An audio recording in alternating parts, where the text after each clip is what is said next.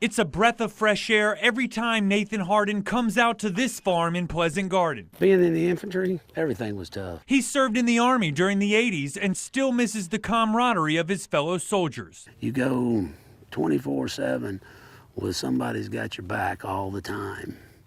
And then you get out of the military and you feel lonely. But at Easter's Promise Farm, he's found a new friend. I love you, baby. Sometimes you need a friend that don't talk back, that's just there for you. Marianne Yao converted her farm into an equine therapy program. She says veterans learn how to handle stress and begin to feel at peace with the horses. That's that one soul that's not going to tell your secrets. He's not going to laugh at you. He's not going to judge you. And it's not just horses. Did you see the snapping turtle in here yet? No. No? Marine Corps veteran Stephen Douglas likes to take his daughter fishing at the pond. Good job, baby. Spending quality time with his family helps to relax his mind. I can definitely find peace in standing on a fishing dock with my daughter, you know? I mean, who can't? Douglas's family works as volunteers on the farm, helping take care of the horses and the veterans who struggle with PTSD. It's about giving back and helping people that have given so much to us. Animals have a special thing about them that can calm your soul.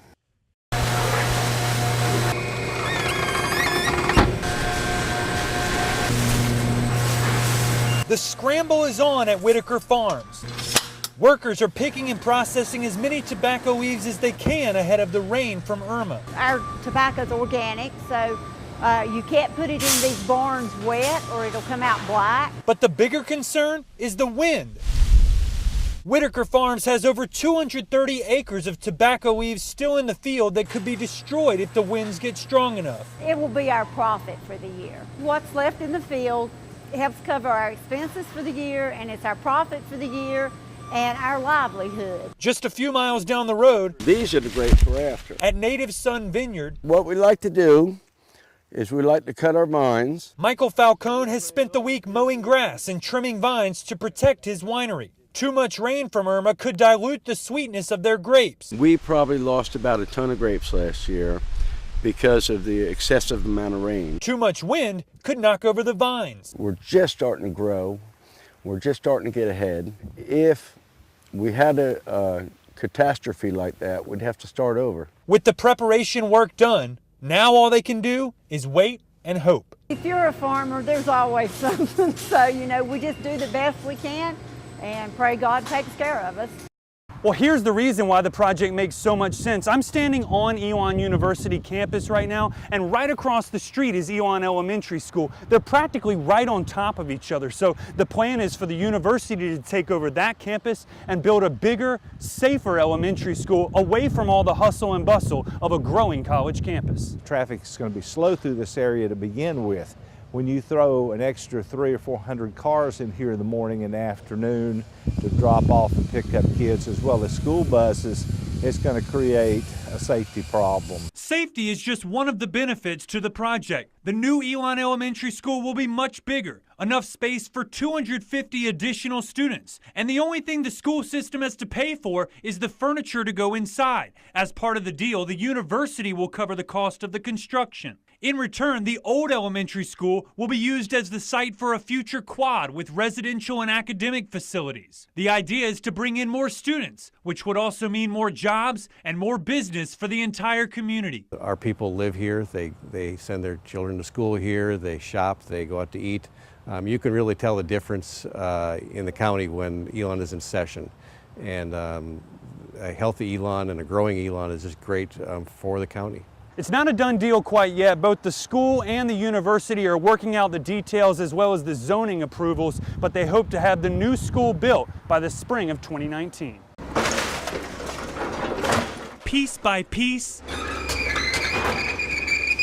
brick by brick, Dean Callahan and his son Braden watched as crews demolished the gym at Courtney Elementary School in Yadkin County. A place where hundreds of families like the Callahans have made memories. I watched my son play his first basketball game here. The gym was destroyed in May when an EF2 tornado ripped through the area. Surveillance video shows the moment when 125-mile-an-hour winds tore up plants and bushes and picked up one of the doormats. All this while 25 students and teachers were inside the building. It's definitely a reminder of what happened and how scary it can be, especially for the kids and the parents that have kids that go here to Courtney. No one was hurt, but now the rebuilding process is underway. Demolition is expected to be done in 2 weeks before students return to school. Then, construction can begin on a new gym. We're sad to see the gym disappear in the ashes that we see behind us, but we're so looking forward to being able to take a step forward. Insurance will pay for a new gym, but the school needs more money to pay for upgrades like air conditioning. It's already received more than $8,000 in donations from the community. Donations have been wonderful coming in from different local businesses, and that's been wonderful. Tearing down the foundation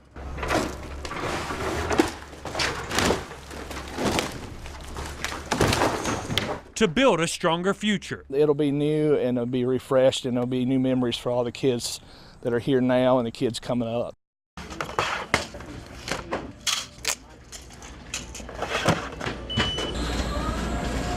It's busier than usual in the pharmaceutics lab at Cone Hospital. We can't leave a stone unturned. The hospital was already facing a drug shortage. I would gather to say we're probably close to 200 drugs that we are trying to manage through shortages in some way or fashion. And Hurricane Maria's devastation on the pharmaceutical plants in Puerto Rico made it worse. Some of the drugs are drugs that we use rarely. Other drugs are really workhorse drugs that we use quite often. The hospital is also facing a shortage of IV bags, a product used by patients more than 150,000 times a year. Authorities say it could take months to fully restore power to Puerto Rican manufacturing plants. When that supply chain is interrupted, it causes tremendous downstream effects. So Cone Health, many other hospitals across the nation are going to be dealing with the same issues. To make up for the shortage, leaders at Cone Health have been contacting third-party vendors, stockpiling as many drugs and supplies as they can. In the meantime, they have contingency plans in place, conserving resources and using alternative treatments when possible. We're not looking into next week or to the week after. We're looking months down the road, sometimes even years down the road, trying to make sure that the products that are needed by our patients are available to them whenever they come in. It makes me proud watching him wear that blue and gold. Just watching his son practice is a thrill for Richie Jeffries. And I think this is the greatest sport that these kids can play, and it teaches them everything about life. His son is a linebacker for the Reedsville Rams. Go. Jeffries isn't as worried about the hard hits as he is about winning a state championship. I'm not worried. I got 100% faith in the coaches and the trainers here. Okay, go. Right there, good. I think a lot of it is guys trying to make the highlight reel or making this Sunday Sports Center, you know, and that knockout shot. Ricky Prohl knows all about head injuries from football. He was a wide receiver in the NFL for 17 years, including 3 seasons with the Carolina Panthers. You're always going to have the risk because of, you know, it's a contact sport. It's a risk his 2 sons are now taking in college football, possibly on their way to their own NFL careers. It's no different than when they first got their license and they get behind the wheel of a car. You know, you do your best in educating them on how to play the game, the safety of the game, and how you can avoid big hits. Drive five. Practicing safety so players and parents can just focus on the game. I love watching them compete and watching them play, and I love watching these guys play. Contact's part of the sport, and they love it. Let's go.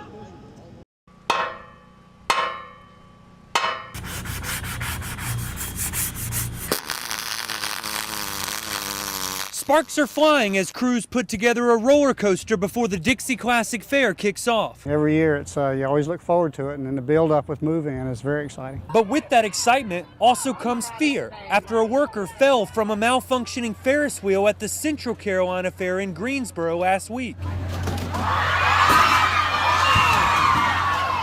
And it's just something that no one expected. Fair Director David Sparks says the state is inspecting rides more thoroughly than ever, making sure they're 100% in compliance with safety standards. They're not only come in and do their normal inspection here, they're doing non-destructive testing on all the rides that have tubular steel to make sure they know what's going on inside the metal. It's just an extra step to make sure that the rides are safe. The fair is also adding more signage to remind people to be safe and use common sense on rides. Most of the people who are injured in a ride, it's not necessarily because a ride fails, but it's because of something that the person did. They stand up in a ride where you're supposed to be sitting down. There's one ride you won't see this year, the Fireball, the same ride that broke down in Ohio earlier this year, killing one and injuring several others. The people who come to the fair and ride a ride should know that they've been inspected from top to bottom, and they're not going to put something that's unsafe or questionable out here.